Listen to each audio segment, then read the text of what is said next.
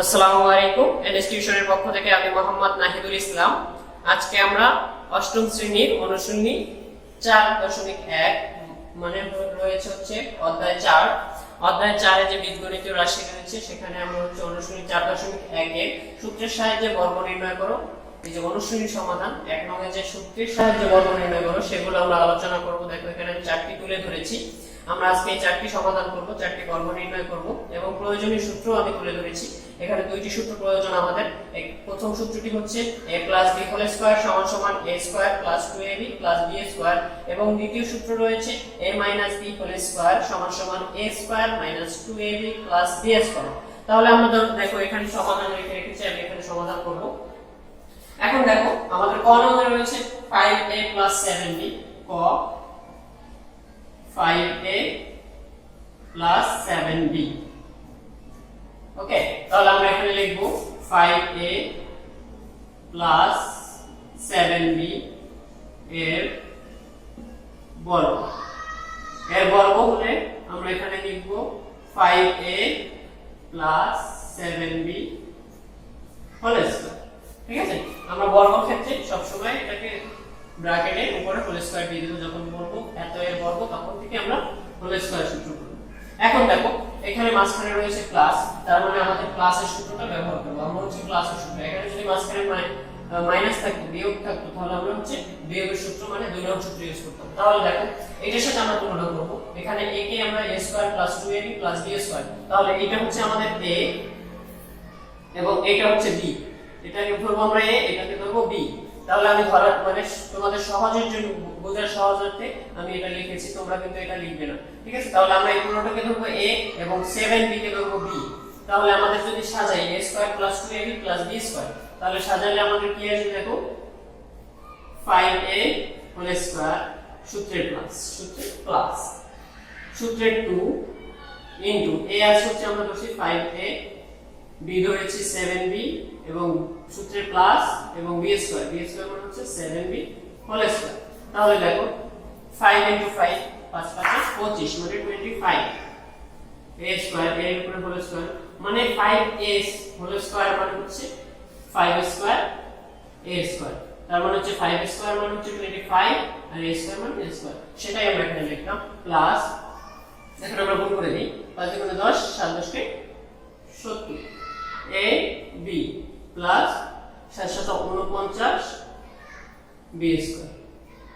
ঠিক আছে, কারণ 7 এর উপরে হোল স্কয়ার এবং b এর উপরে হোল স্কয়ার, তার মানে হচ্ছে 7 দুইবার লিখে 749 এবং b স্কয়ার মানে b স্কয়ার। তাহলে আমাদের দেখো বর্গ নির্ণয় এইটাই হচ্ছে আমাদের অ্যানসার। পরবর্তীতে যদি যোগ বিয়োগ করা যেত কিছু তাহলে আমরা সেটা করতাম। ঠিক আছে, এটা হচ্ছে আমাদের অ্যানসার। কয় অ্যানসার পেলাম? এবার চলো তাহলে আমরা খ করব। খ করতে গেলে তাহলে খ শুরু করি আমরা। এখন দেখো খ রয়েছে হচ্ছে 6x + 3। তাহলে আমরা লিখব 6x + 3 এর বর্গ।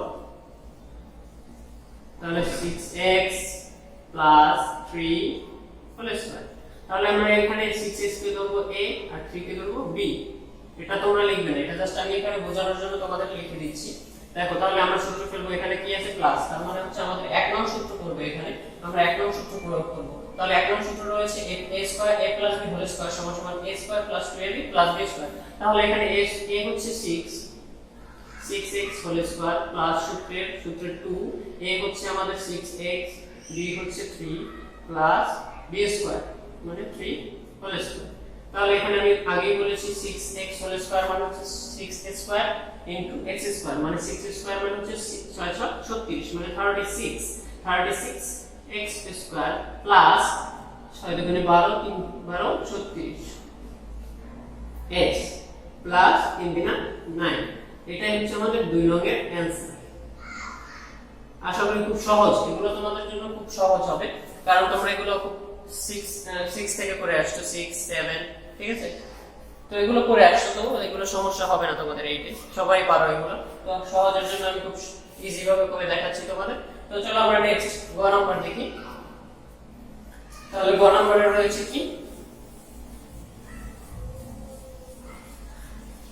গ, তাহলে আমরা গ দেখি। গ নাম্বারে রয়েছে হচ্ছে 7p minus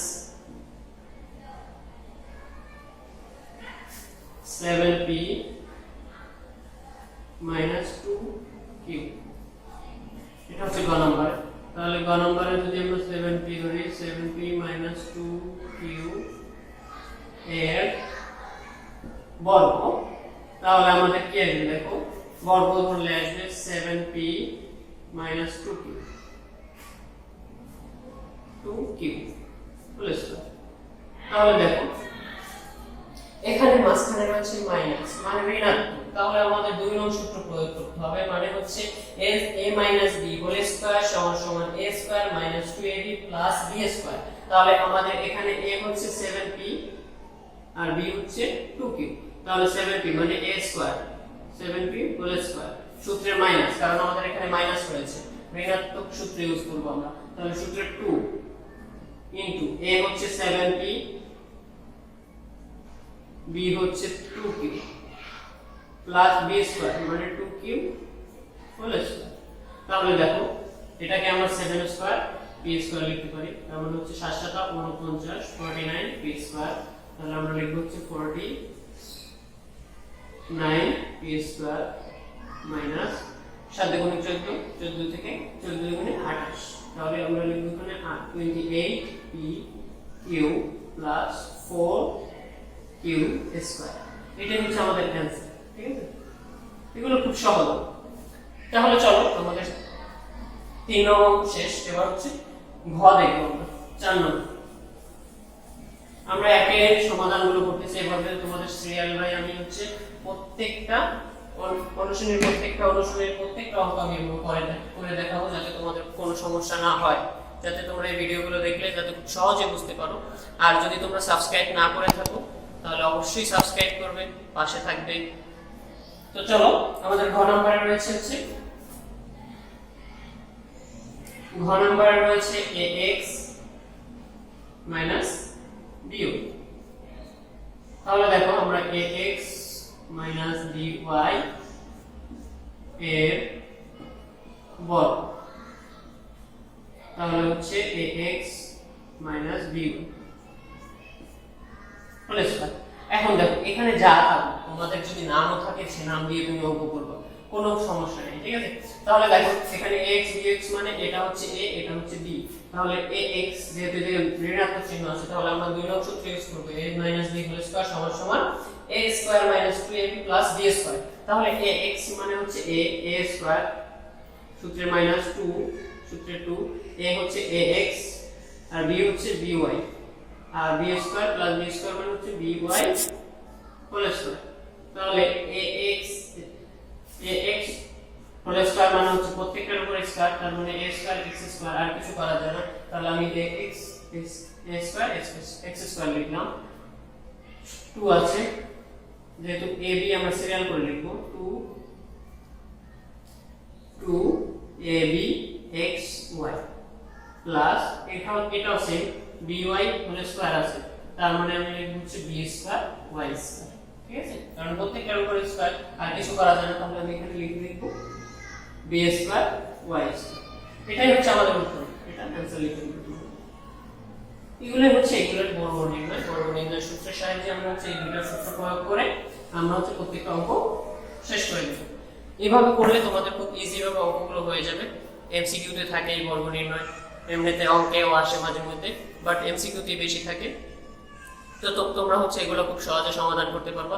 অবশ্যই এই সূত্র দুটো মুখস্থ রাখতে হবে তোমাদের, দুটো না, এই অধ্যায়ে যেগুলো সূত্র প্রয়োজনীয় সূত্র যা যা আছে অবশ্যই মনে রাখতে হবে, মুখস্থ করে ফেলতে হবে, যাতে তোমাদের দেখলেই তোমাদের মনে পড়ে যায় যে এই সূত্রটা এখানে ব্যবহার করতে হবে।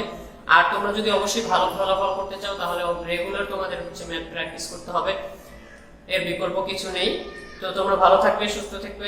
নেক্সট ভিডিওতে পরবর্তী লেকচারগুলো নিয়ে আলোচনা করব। আল্লাহ হাফেজ।